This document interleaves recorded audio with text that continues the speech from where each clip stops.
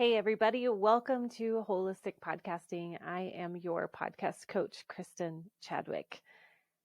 Today, we're going to be talking about a limiting belief that could be stopping you right in your tracks as you think about starting a podcast. So this episode really is for someone who has not quite committed to starting the podcast. And maybe you might deal with this one question, this one area that maybe even if you have started a podcast, this might be tripping you up as well. Do you want to know what it is? It is number one question that I hear from most of my clients who are starting a podcast. And it is, who am I to start a podcast? I really cannot tell you how many clients that I've sat face to face with on Zoom calls in conversations where this question is so loud in their brain. And it holds a story inside of it that you tell yourself. And that's where the limiting belief is for you.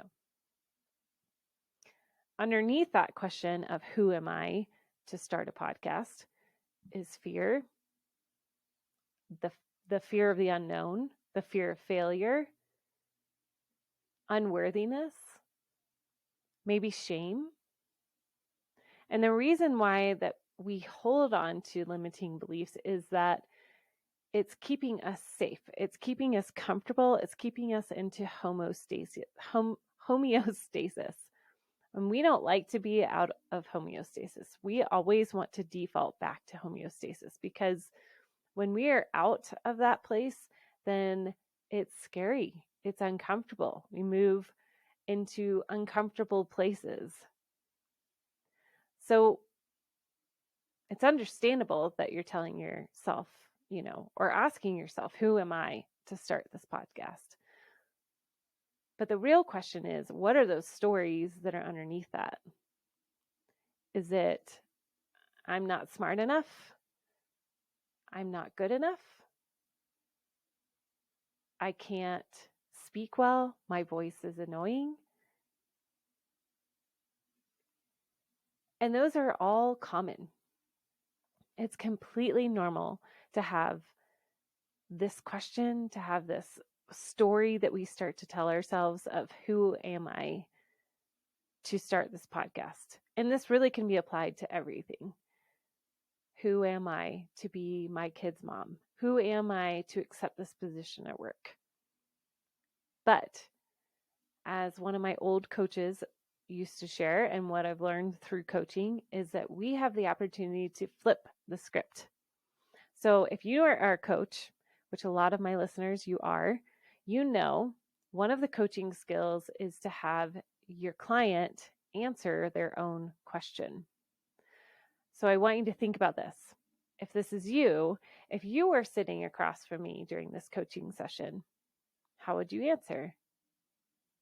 Who are you? The emphasis is a little different. Not who am I to start a podcast, but who are you? Right. Who are you to start a podcast? I want you to honestly answer that question. Instead of turning it to an accusatory voice, be curious.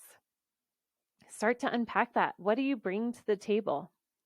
What's the story that you're so passionate about sharing? What are your strengths? What are those natural abilities and the things that energize you? That your voice gets heated and more passionate and more energetic as you talk about it. Maybe it's when we start talking about health. Does that fire you up? Does that create something into you that you wish that everybody knew? Or how about, what have other people noticed about you? What are the most common things that they come and ask you about? I heard this interview with Simon Sinek and Anna Jorg, I believe that's how you say her name, on the Tony Robbins podcast. This is an old one. Back in 2017. And one of the most profound things that Simon Sinek described during this conversation was how to really hone in on your why, which to me, it really hones in on the who are you. So he said to ask your friends, and this, like, not every friends like who are super close to you that you can depend on day or night. You could call them in the middle of the night and you know that they would be there for you. And this can't be a spouse, it can't be family. So it's a friend. And you would ask them, why are we friends? And then as you ask them, why are we friends? They're going to respond with, well, you're kind, uh, I know you're always there for me. You laugh at my jokes. And then more often than not, those are all good descriptions of what a typical friend is, right? Not specifically you. So then you're going to ask, what is it about me that you know I would be there for you no matter what? And then, as Simon describes in this podcast, he talks about how they're going to struggle with coming up with words to something that they emotionally are feeling on a visceral level of their experience of you as a friend. And then trying to enter into a part of their brain that is a non-limbic part of their brain. There's no language for it. So they start describing you even more and more in generic friendship terms. And at some point, Simon says that they'll give up and they will start describing themselves. And he goes on to say, they'll start to say, well, when I'm with you, I feel inspired. When I'm with you, I'm so encouraged and walk away feeling so much positivity. Something like that. So when you dig down into the roots, getting to know what the experience of you is and how your friends experience you, that right there is your why and who you are to start a podcast. That is your uniqueness. Your friends will help you to see what you cannot see for yourself if you feel really stuck. Otherwise, if you feel like you can, I want you to just answer that question. Like I said, how would you answer that question? Who are you? I had a client just yesterday that we walked through this in real time, and she was really struggling about starting her own podcast. She knows that this is the next step for her. She wants to do this, but then in the back of her head, she's having this question of who am I to start a podcast? And this is where we get to describe exactly why you are the perfect person to start a podcast. This is where I coached her, and this is where I'm going to coach you. I want you to sit down and I want you to write down or voice memo every reason why you deserve to have a platform to tell your story, to use your voice, to take up space in this podcasting world. Okay, so the next time that you hear this question in your mind, whether you have started your podcast or you're in the long game of starting your podcast and this question comes up, who am I to start a podcast? I want you to just remember the things that you've written down. Remember the things that people have said about you, how people have asked you questions about mindset appropriately, or about your business, all of those things. You are the perfect person to promote your coaching business, to promote your book, the wisdom that you have. And remember, okay?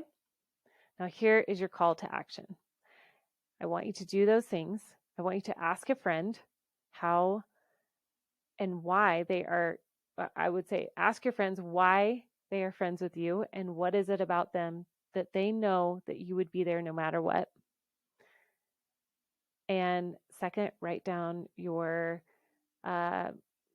why you are qualified to do this podcast. And third,